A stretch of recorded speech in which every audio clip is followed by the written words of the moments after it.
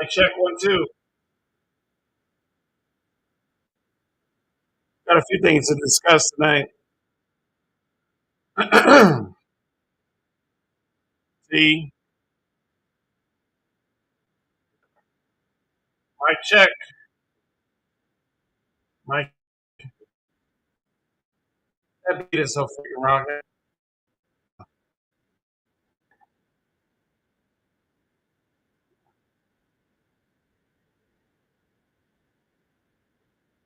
My check. But the truth be told, 2023 is almost out of here. Okay. The name of this joint is The Difference Between Art and Litter. The difference between art and litter.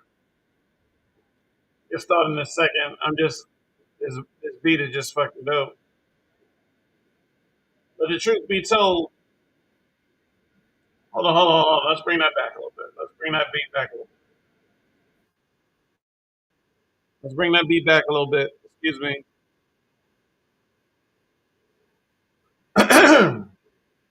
Yeah. Woo! I got the whiskey in there. Mic check. Graffiti. The further you push in the game towards the fame, it's a shame that it changes your course and condition. Just listen and use intuition. When greed gets to whisper, fuck the fame, it's about recognition. You know that your peers that well, mic check.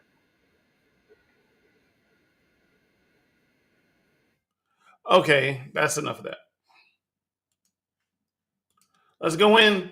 Ladies and gentlemen, boys and girls, dudes and dudettes, the sexy and the not so sexy, big children and little. I am the novelist, author, poet, Lamont Anthony Wright, aka Graffiti Blue.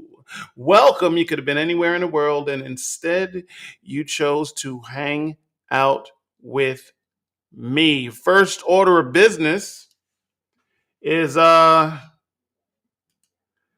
let's talk about this toy drive, the second annual toy drive giveaway this Saturday, December 23rd, noon to 4, down in Inglewood, California, at the Cheesecake de Grandeur and Cafe, 630 North La Brea Avenue, suite number 103 in Inglewood, California. Inbox me, DM me. We're going live on Instagram. We're going live on Facebook. And we're going live on YouTube at the same time. Inbox me, DM me for more details. Okay.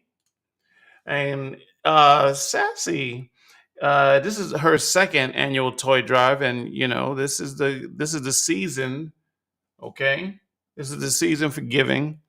And it is the best form of giving is anonymous, and also one of the best forms of giving is to give to somebody who you might not necessarily be connected to. Just donate, and that will really help somebody. And in this case, it's a toy drive, so it will probably help a young person have something that they might not have had and get the experience and be on the receiving end of the Christmas experience and experience someone's generosity, such as yourself. We're giving back. Gifts for Love is a holiday event to give love and give back to the less fortunate in our neighboring communities during this Christmas season. I don't know how many of you, I mean, we all exchange gifts for Christmas. We all do it.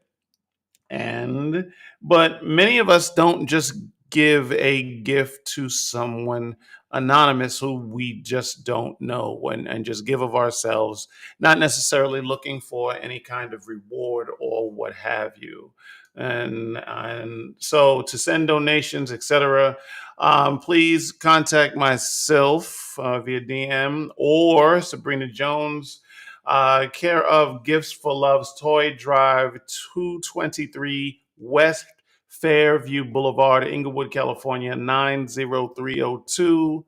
And I will drop the number to donate or call in my DMs if so you desire. But the name of this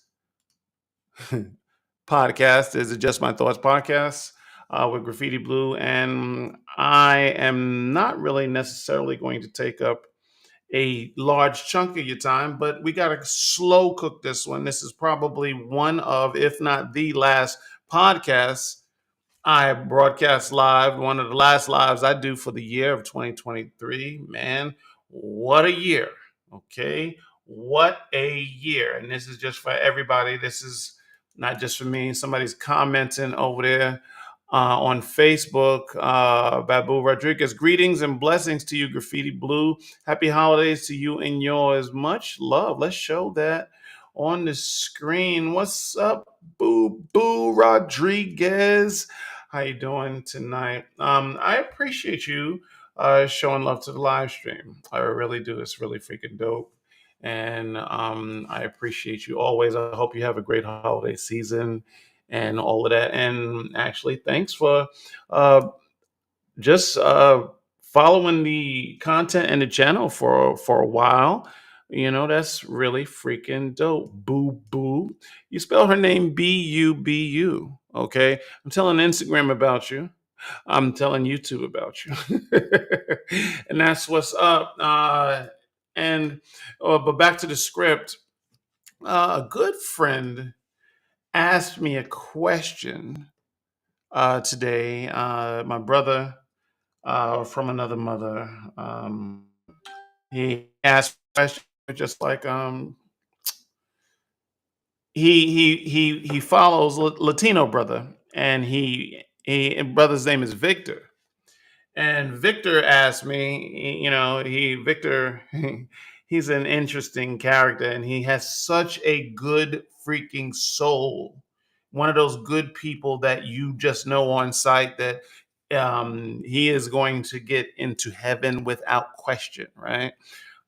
He was just like he was talking about we talk about hip hop a lot, and he asked me he was telling me about this Latino rap and how dope it was that this particular rapper could go inside of speaking Spanish and then speaking English, all with maintaining a dope flow, right? So I'm like, okay, cool. And he was like, but the only problem is that he heard a song by another Latino rapper, and the song he didn't like. And the reason why this blog or this podcast, the Just My Thoughts podcast, and the reason why the title of this is the difference between art and litter is because I have a problem with calling somebody's art trash. Victor said, this art is trash. This song that was high on the chart, maybe number one or whatever. I don't follow the Latino hip hop charts, okay? But he was like, this song is freaking trash. Now, as an artist, as a creator, as a fellow hip hop, not only connoisseur, but an MC, the so-called frontman of Moet or what have you, I'm just like, it doesn't sit well with me to call another rapper's song trash. But what if it is?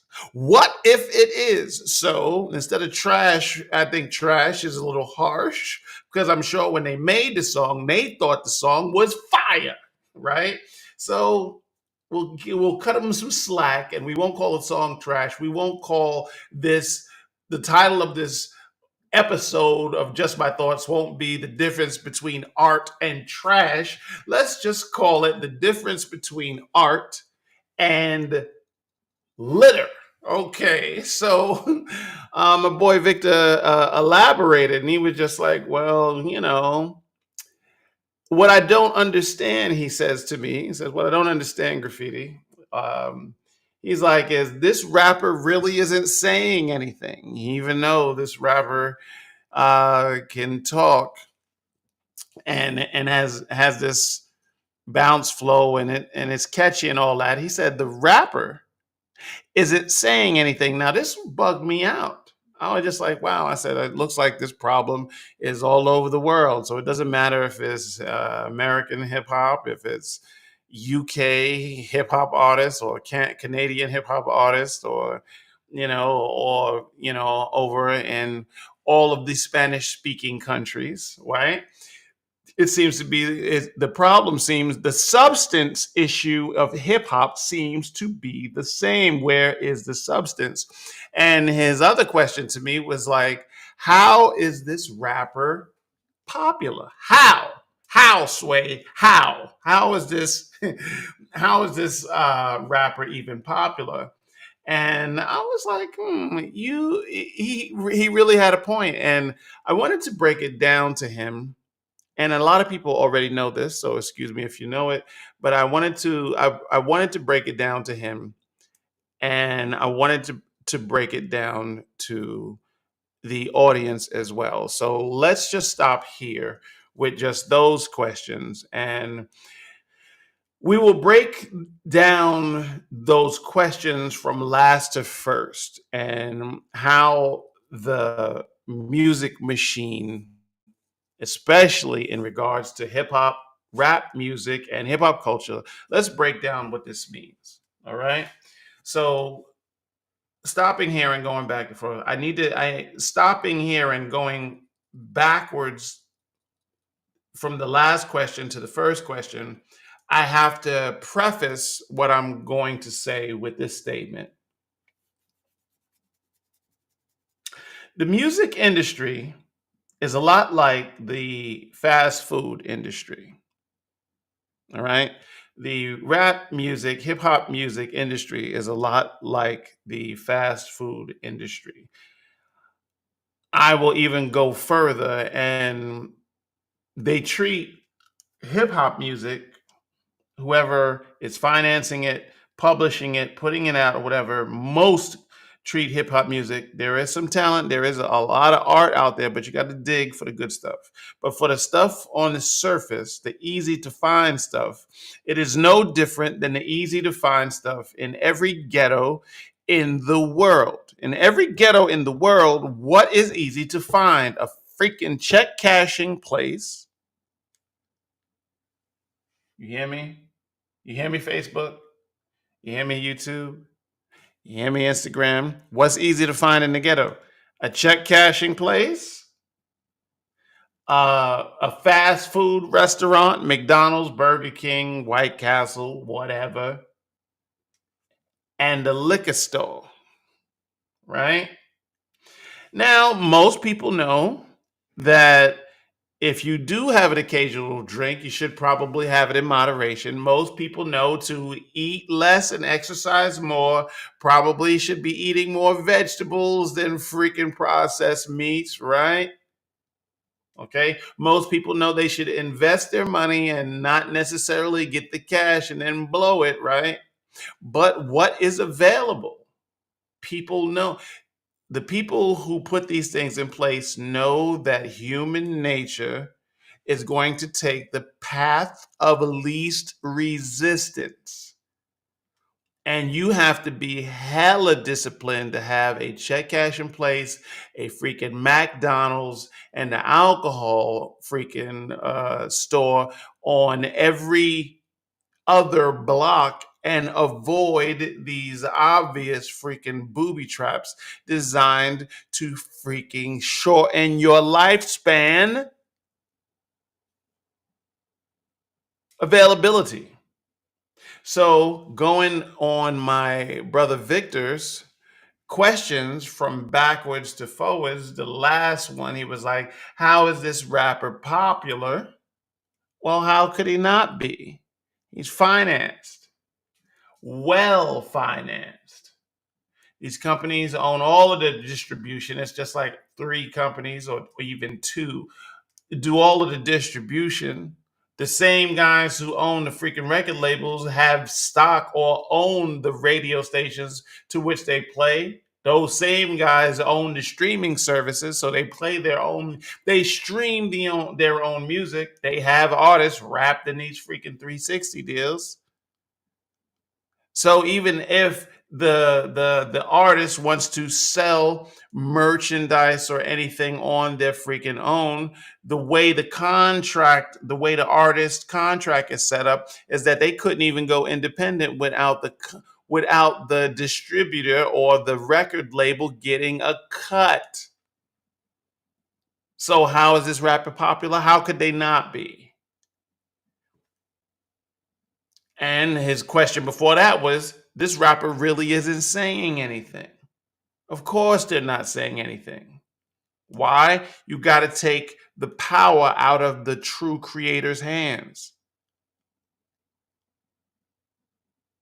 I'll finance gibberish. I can't have you guys getting knowledge of self. I can't have you having strong community leaders telling you about how to uproot the system. We built the system so that we could exploit you. Why would we finance a rapper who is going to undermine the matrix? Why would we give money to Neo? Why would we empower Neo, Trinity, and Morpheus? We like you where we like you. We like you exactly where you are. So let me get somebody who is only going to talk about money, clothes, and hoes. And don't get it twisted. I love a good story, and we all love to hear the story about how the thugs live and worry. I have said that a million times on this podcast, a million times. And when the story is told well, who doesn't like a good story about some good gangster shit? Okay? I do. I've said on this podcast a million times, do you want to do 100 push-ups to Gerald Levert, which I love, or do you want to do 100 push-ups to Wu-Tang? Oh, of course. So time and a place. But everybody is not a killer. Everybody's not a gangster. Where are the intellectuals? Where the backpackers at? Come on. And especially if you're not saying anything. So if you're telling a crazy hood tale, or better yet, a story about how you escaped the hood, that's gangster. Tell me that story all day. You know what I mean? But just to talk about how gibberish, and we're just happy to make words rhyme together. We are past that. We've mastered that in the 80s. Could we do something different? Moving from the last question my brother Victor asked me to the first question. The first question, he was just like, how is this song number one? Well, I have heard many, outside of the finances and outside of all of that, there is a great group consensus of the human population that for them music is escapism, that they don't necessarily want a hard lesson, or they don't want to be preached or feel like they're being preached to inside of a hip hop record. And I do respect that. You might not necessarily want to receive a sermon just because you put a song on, right? So I do understand that. You know what I mean? At the same point, it all can't be educational or edutainment, as KRS-One would say. And there is a good part of music that I want to escape. I put this music on so that I could escape the reality of real life. So I want a bizarre freaking movie painted in my head from whatever the hell you're telling me, and hopefully what you're telling me is relatively constructive. Can we hit a song? Oh, that's a good question, Babu. Boo, boo. I believe if I what's good, uh, what's good, folks. If I play the song, if I play the song, I think I might get flagged. Facebook, in particular, because I get a lot of activity and I administrate a couple of different groups over there. You know, what I mean, a lot of spam cats try to catch me out there, so I don't want to give them a reason to flag me by playing the freaking song. Um, Let me think about how I could do that. Maybe I could play a snippet of it and not get in trouble. But but but there is a great degree of escapism that goes on, and I've had some very intellectual brothers tell me, "Dude, I don't want to hear all that. I don't want to receive a lesson. Well, I'm here. I'm in the club tonight to shake my freaking ass. You know what I mean? I'm here to get busy. I'm here to talk to girlies, and I'm here to flirt, and I'm here to get it popping. You know what I mean? It's Friday night. I just got paid. I'm trying to turn up. I get it. I get it. You know what I mean? But the way a song that really doesn't say anything can become number one is because of humans nature. That's just who we are. And there's a great segment of us that it's not that we are it's not that we ourselves are not intellectuals or smart or have high IQs, but that's who we are as a freaking species of people, man. We love the ignorant. We love the ignorant shit. We do. We love the ignorant shit. We just do. You know what I mean? Jay Z and what was that album? Jay Z and I think Beanie Siegel made a song, and the hook he was just like, "This is the ignorant you like." You know what I mean? And it was a freaking hot song. And then he was talking about the irony of the song was that he was talking about a whole bunch of ignorant ish in an educated way. You know what I mean? And I thought it was dope. I'm just like, people do more of that because it certainly appealed to that. Oh, I want to do 100 push-ups, rah rah, club music. You know what I mean? That you could really turn up to on one end, but on the other end, that I don't think that song hit number one. It was a popular song by the Jigga Man, but that song did not hit number one. And I'm not gonna be able to play that song. I'm gonna get flagged on that bad boy. I was playing some Alchemist beats earlier, and I may or may not get flagged for that, but because he's so freaking underground, maybe the algorithm won't recognize that I played it. But I digress. Ladies and gentlemen, boys and girls, dudes and dudettes, the sexy and the not so sexy, big children and little, the difference between art and litter. I don't like to ramble and not not at least give a solution to what we're doing, to what I would consider.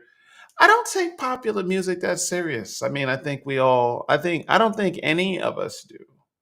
You know what I mean? And I don't think the people that know actually do. So I don't think this is really the biggest crisis that is facing the culture. I don't think the biggest crisis facing the culture is that type of music. I do think it can potentially be dangerous if if if those of us who are raising children aren't mindful of all the ignorant options there are on the radio. So, from a standpoint that we should protect the children and give them alternative and tell them and explain to them why there is so much shoot 'em up, bang bang, kill kill, WAP. I'll eat your chocolate starfish music out there. You know, what I mean, there's a reason why they feed you poison every day, all day. And so it's not a true crisis of culture like that, but it can potentially be amazingly detrimental to the listener who really thinks that what they're hearing is popular music. It is made popular just through access. I give high access. It's everywhere. It's on the top of the freaking streaming page. It's on the top 10 countdown every freaking time. They're playing the video every way you look. There's clips of it on TikTok, on Instagram. There's reels playing. There's stories playing on Facebook. It's freaking crazy. But it doesn't mean it's lit. It just means it's financed. There's a difference. And people and some of us who are a little bit on the naive side will see a song that is financed that really doesn't say anything and say, well, I guess everybody loves it, so they condition themselves to like the song. Okay, and that's another podcast for another day. How can we fix that? Well, if you think it is of the danger to the kids that I do, we can't make people do anything, and what you would be hard pressed to take a young person and put your music on and have them. They might feel it, but you know what I mean. But you know how kids are. If the OG thinks it's cool, then the young bucks don't want to be cool with it because the OG liking it for many youths makes it automatically uncool. Oh, my uncle likes that song, so I can't like it just on principle. Oh, my big sister likes that song, so I don't like it. Oh, you follow what I'm saying? That's just freaking what it is. But I believe one way we can balance it out, because ignorant ish is always going to be there. I feel the way we can balance it out is support something of substance. I don't care where you get it from. There's an artist you know right now that is dope as hell, and you ain't trying to support this person at all. If somebody asked you on a scale of 1 to 10, how dope is whoever it is you know, you'd be like 9. And then say on a scale of 1 to 10, how likely are you to buy or support this artist? 10 being I've done it already, 1 being never. Some of y'all be like 2. It's crazy. We take substance for granted. We take art for granted. It's crazy. But the difference between art and litter, which is the title of this episode, is that art ages well and the value freaking goes up. A lot of y'all don't realize y'all are sitting on gold mines. If let's say you know an author, let's say this author's first, second, third, fourth book is freaking crack. It's freaking dope. Would it really kill you to spend the 5, 10, $20 on that book and just freaking wrap it in plastic and freaking keep it? If this author, woman, man, whatever, if they blow and you got their original book wrapped in plastic, guess what? Guess what that the value, you see what I'm saying? The value is, oh my God, what would that be worth? What would Quentin Tarantino's first draft of Pulp Fiction be worth? Or whatever, or the sketches or the storyboards to a number of producers and screenplay writers, novelists, whatever. What would Nas's composition book where he was writing down raps for Illmatic, what would that be worth? You follow what I'm saying? And I got the idea because there's somebody named Illmatic on my Instagram feed. So shout out to you. But what would that be worth? What would that be worth? I'll wait. $1 million? $2 million? It would be the upper six figures. I am sure that Nas's first album is a classic. And we're hitting the 30-minute mark, so that's my time, ladies and gentlemen, and that's what it is. So happy holidays to everybody out there. Um, give the gift of art. For I finished all my shopping. Did you finish all your Christmas shopping? Did you finish all your Christmas shopping? From all the fine folks at gbleu.com, I wish all of you a very merry Christmas. Let me see. Boo Boo is saying bye. Let me see what she's saying. It seems like Christian music is on the uprise. Recycled tracks that glorify the feeling of overcoming and finding love and God through their faith in Him.